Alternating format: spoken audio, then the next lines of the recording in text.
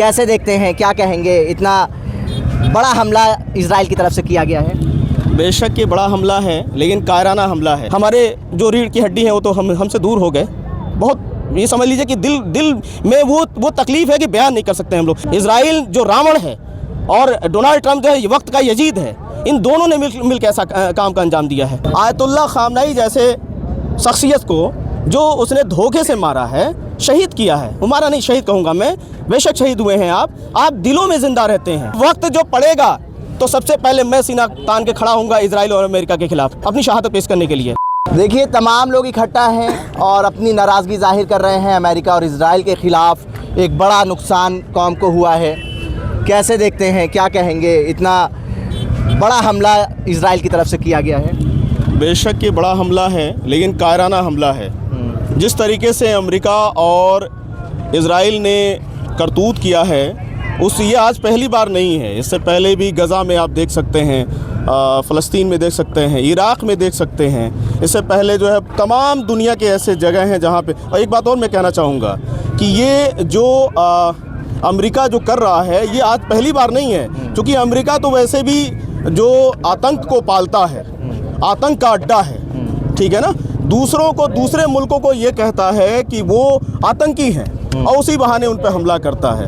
Ayatollah Khamenei जैसे शख्सियत को जो उसने धोखे से मारा है, शहीद किया है, मारा नहीं शहीद कहूँगा मैं, बेशक शहीद हुए हैं आप दिलों में ज़िंदा रहते हैं और दिलों में बेशक ज़िंदा रहेंगे। और जितने लोगों को पूरे आलम इस्लाम में जहाँ इंसानियत को आप देखिएगा वहाँ हर एक शख्स के उसमें दिलों में आयतुल्लाह खामनेई नज़र आएंगे। अब कभी क़यामत तक ज़िंदा हो गए वो, आप उन्हें मार नहीं सकते हैं। हाँ, ये ज़रूर मैं कहना चाहूँगा अपने देश के प्रधानमंत्री जी से कि भाई आपकी क्या मजबूरी है ऐसी कि आप एक ज़ुबान, एक जुम्बिश तक नहीं कर रहे हैं उस इजराइल के ख़िलाफ़, उस अमेरिका के ख़िलाफ़।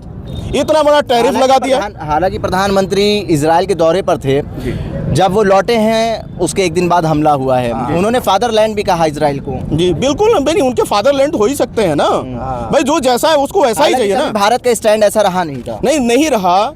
लेकिन मैं आपको बताना चाहूँगा, क्योंकि भाई भारत की पॉलिसी आप जब से आप 2014 से लेकर अभी तक तो आप बहुत सारी चीज़ें ऐसी हैं भारत में हमारे 2014 के बाद सब कुछ हुआ है। जब से नरेंद्र मोदी जी आए हैं इस देश के अंदर तभी से सब कुछ हुआ है, यहाँ से देश भी आज़ाद तभी से हुआ है, तो वो कुछ भी कर सकते हैं। लेकिन एक बात हमेशा याद रखें कि ईरान वो मुल्क है वर्ल्ड का जो हमारे देश इंडिया के लिए हमेशा कंधे से बाजू मिला के खड़ा रहा है, और इसमें इतना बड़ा नुकसान होगा इंडिया को शायद यहाँ के लोग सोच भी नहीं सकते हैं। नेताओं को क्या है, नेता तो जो अपना उल्लू सीधा करते हैं, लेकिन एक बात जान लीजिए कि वो हमारे उम्मत मुस्लिमा के रीढ़ की हड्डी थे। आयतुल्लाह खामनेई साहब जो है, उनको शहीद करना यानी कि उन्होंने हमारी रीढ़ को तोड़ा है। क्या लगता है वर्ल्ड वॉर 3 की तरफ जा रहा है ये युद्ध? बिल्कुल, इसमें कहने की क्या बात है। जिस तरह से अब इसमें सिर्फ मैं यही नहीं कहूँगा कि इजराइल और अमेरिका, इसमें आप देखेंगे, आप गौर से इसके ऊपर गौर करेंगे तो इसमें जो अरब देश हैं, ख़ास करके यूएई और बहरीन और तमाम जैसे जो है वो कतर और तमाम देश हैं जो उसके जो है, तो उन लोगों ने प्री प्लानिंग एक काम किया है। यही नहीं है, बिन सलमान के साथ इन्होंने जो जाके इजराइल और अमेरिका के जो पॉलिसी हुई है वहाँ पे जाके इन्होंने मीटिंग करी है। मीटिंग के बाद जो नतीजा निकला, यहाँ तक कि सूत्रों के मुताबिक ये पता चला है कि बिन सलमान ने न जाने कितनी दफ़ा अमेरिका को, डोनाल्ड ट्रंप को फ़ोन किया, ठीक है, कि आप जो है हमला करिए, ठीक है, ईरान के खिलाफ जो है, क्योंकि उसे मालूम है कि ईरान अपना एयर स्पेस उन्होंने दिया अमेरिका के बंकर को हम निशाना बनाने के लिए। हम बेशक भाई वो तो वहाँ पे जो जितने भी वहाँ पे आप देखेंगे, यूएई हो या कतर हो, ओमान हो, चाहे जितने भी देश वहाँ पे हैं, सब जो है उनके सब जगह एयरबेस हैं अमेरिका के। और ईरान की मतलब जो वो लॉजिकली जो है वहाँ पे अटैक कर रहा है, ये नहीं कि आवाम के ऊपर कर रहा है, उनके बेस के ऊपर ईरान जो है अटैक किया है। अगर वो आवाम पे अटैक होता तब तो न जाने कितने लाखों लोग मर चुके होते। कहीं ईरान किसी हिसाब से कमज़ोर है क्या? पूरी दुनिया में सबसे ज़्यादा मिसाइल जो है ईरान के पास है।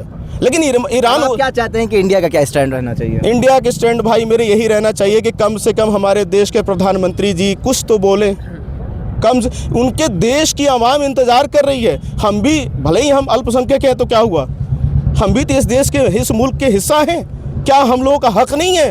हम भी वोट देते हैं, हमारा अधिकार नहीं है?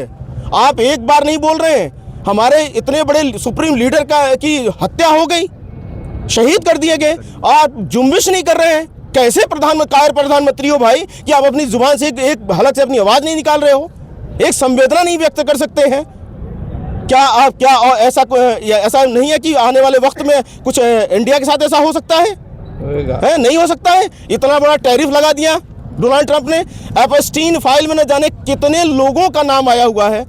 हो सकता है कि भाई कहा हो कि भैया अमेरिका वहाँ इजराइल जाके कि भैया ऐसा मेरा नाम मत आने देना, है ना? डर का, खौफ का यही वजह हो सकता है ना। लेकिन एक इतना मैं कहना चाहूँगा लास्ट में कि दिल जख्मी हुआ है, तकलीफ हुई है, लेकिन हम लोग करबला से लाकर शहादत पेश करते हुए आए हैं और आगे भी करेंगे। हमारे बच्चों को हम लोग ट्रेन करेंगे कि बच्चे हमारे जो है उसके लिए ईमानदारी और उसके लिए जो शहीद होना है तो शहीद हो जाओ। इंसानियत के लिए जो है हम अपने बच्चों को ट्रेन करेंगे, हम उनके दिमागों में डालेंगे कि आप इंसानियत के लिए ज़िंदा रहिए।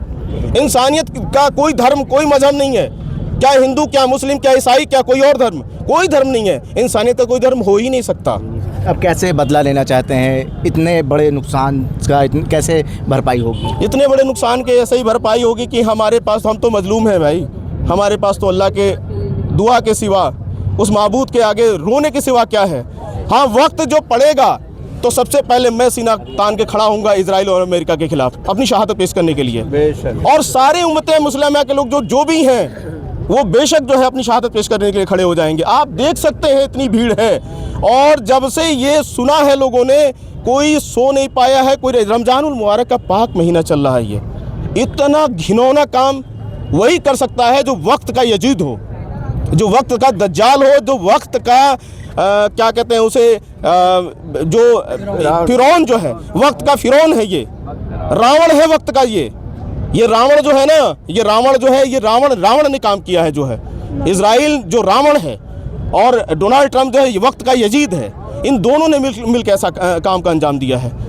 बस इतना है कि बस हमारे जो रीढ़ की हड्डी है वो तो हमसे दूर हो गए। बहुत ये समझ लीजिए कि दिल में वो तकलीफ़ है कि बयान नहीं कर सकते हम लोग, लेकिन हमारे हौसलों को कोई तोड़ नहीं सकता है। हमारे हौसले बुलंद हैं, इंशाल्लाह बुलंद रहेंगे। ठीक है। देखिए, आज आसिफी मस्जिद बड़े इमाम बाड़े पे लाखों लोग इकट्ठा हुए और ईरान के सुप्रीम लीडर आयतुल्लाह ख़ामनेई के शहादत के बाद जो नाराज़गी थी लोगों के अंदर, वो साफ तौर पे ज़ाहिर हो रही है। उनका कहना है कि देखिए, ये जो नुकसान हुआ है उसकी भरपाई नहीं हो पाएगी, लेकिन हाँ, आने वाले समय में इसका बदला ज़रूर लिया जाएगा। उल्टा चश्मा के लिए आकिब मिराज खान।